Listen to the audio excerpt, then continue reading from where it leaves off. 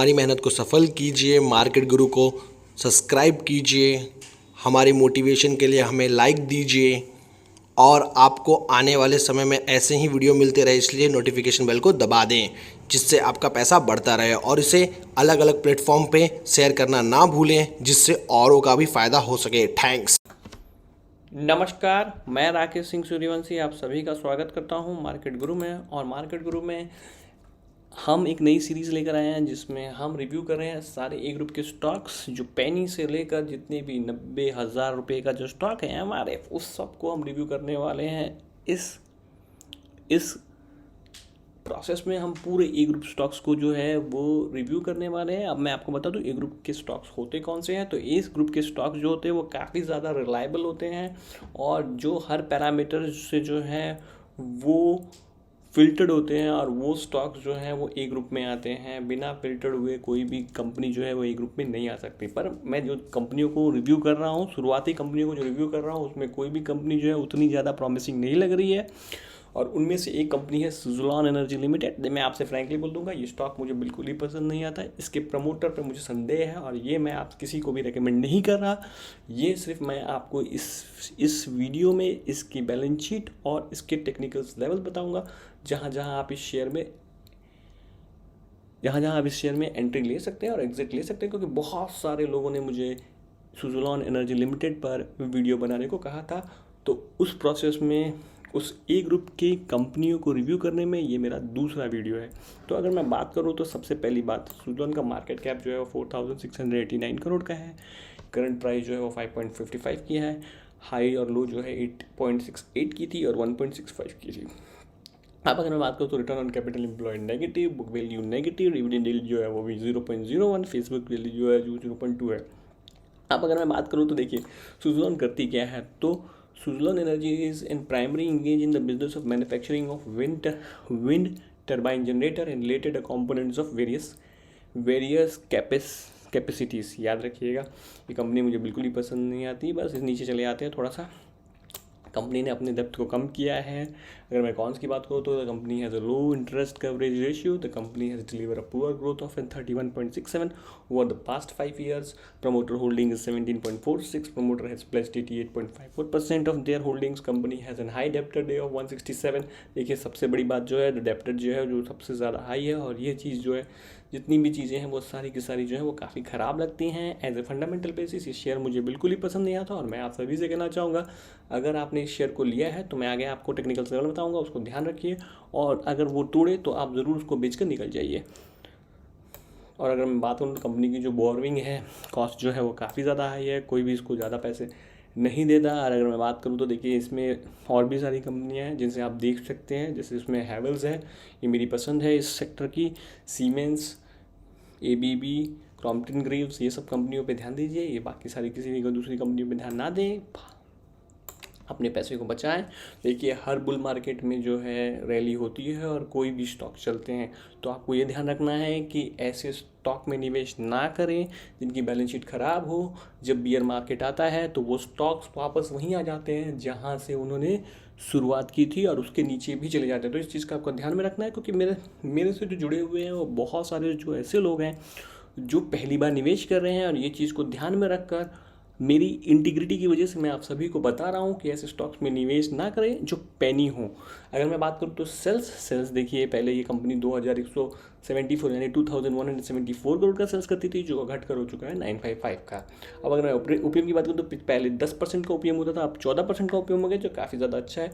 Net profit की बात करूँ तो -466 का करता है, जो घट कर हो चुका है -117। अब अगर मैं सेल्स की बात करूँ तो कंपनी पहले कहीं 2009 में 26,000 का सेल्स करती थी, जो घटकर हो चुका है 2,865 का। ओपीएम की बात करूँ तो 10 का, पहले 10% की ओपीएम थी जो घटकर हो चुकी है -1% की। नेट प्रॉफिट की बात करूँ तो 236 करोड़ का प्रॉफिट हुआ करता था आज से 12 साल पहले, जो घटकर हो चुका है मतलब घाटे में कंपनी है। अब अगर मैं बात करूँ तो कंपनी की रिजर्व और बोरिंग की बात करूँ तो कंपनी के पास रिजर्व जो है वो भी माइनस में है और बोरिंग जो है वो 6,471 की है, जो फिर से बेकार बात है। मैं आपसे कहना चाहूँगा जितने भी पैरामीटर्स मेरे हैं इस स्टॉक के वो सब के सब जो हैं वो बेकार हैं। डेप्टर डे जो है देखिए कितना बढ़ गया है, वो हो चुका है 168। कोई भी काम अगर कंपनी करती है तो उसको पैसा मिलता है 168 डे में। और अगर मैं प्रोमोटर की होल्डिंग बात करूँ तो कंपनी की आज से 3 साल पहले जो कंपनी की प्रोमोटर होल्डिंग थी वो थी 20% की, करीब 20% की, जो घट 2% कम हुई है, जो फिर से एक बहुत बेकार बात है। FII जो है इसमें से अपने को निकलते हुए दिखाई दिए हैं। बस जो DII हैं उन्होंने अपनी इसमें पोजीशन बढ़ाई है। सिर्फ एक पैरामीटर जो है, जो ये शेयर जो है जिस वजह से अच्छा लगता है, पब्लिक के पास जो है कंपनी ने बहुत सारे शेयर्स गए हैं, जो एक फिर से मैं बताऊँगा कि फिर से इस कंपनी में जो है पब्लिक जो है ये आशा कर रही है कि ये कंपनी जो है आने वाले समय में रिवाइव कर जाएगी।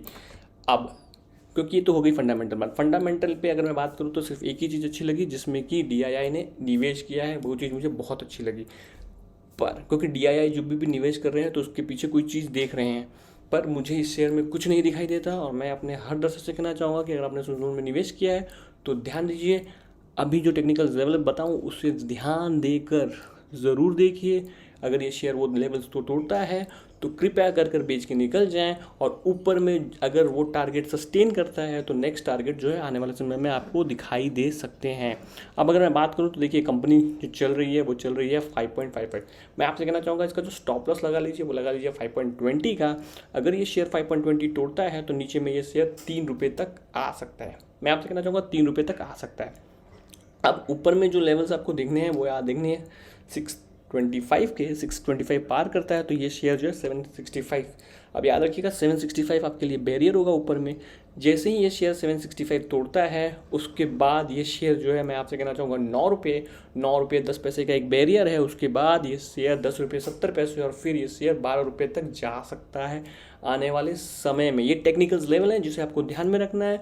अगर एक सस्टेन करता है दूसरे के ऊपर जाता है तो वहाँ आप इसको रख सकते हैं, जैसे ही वो लेवल तोड़े तो आप बेच के निकल जाइए। तो अगर आप टेक्निकली जाएँ तो इस शेयर में अगर हर लेवल अगर सस्टेन करते हैं तो ये शेयर आने वाले दिनों में 12 रुपये तक जा सकता है, और अगर नीचे के लेवल टूटते हैं तो ये शेयर नीचे में 3 रुपये तक भी आ सकता है।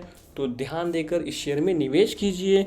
और मैं आपसे कहना चाहूँगा इसमें मेरी कोई भी राय नहीं है कि आप इस शेयर में रहें।